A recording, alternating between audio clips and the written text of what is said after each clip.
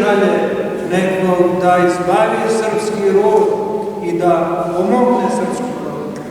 Kao što je u starini bilo i cara Dušana i cara Lazara i svetog Vasilija Ostroškog, Jonikija Devičkog, Prohora Pčinjskog i mnoge druge velikane, i patrijarha Pavla, i patrijarha Irineja, Arsenija Čabrića i mnoge druge.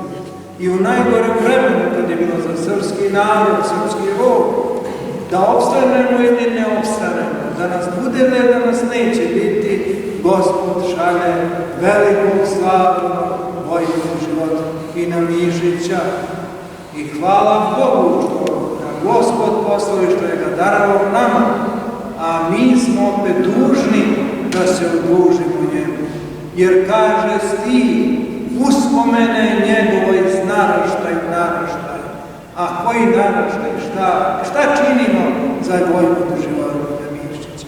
Da li se nekad setimo njega da se pomolimo Bogu zaista u našem hramu, da, ili nekada kada prođete kroz kneza Miloša, pa vidite ko hoće i ko sme, to da pročitaju, daj Bože, i da to se seti, da to znaju.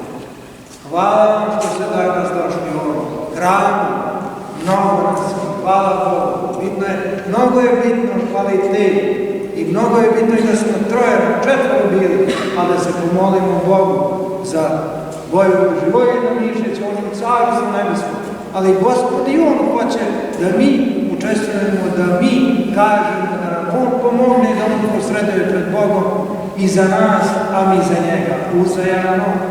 Hvala što se danas tu, što se evo na neki način i velikom slavom Vojvodu Živojina Mišića, bar i ovako na ovakav način, da se udružimo. Gospoda vas blagoslovi i da vam podari svako dobro. Amen.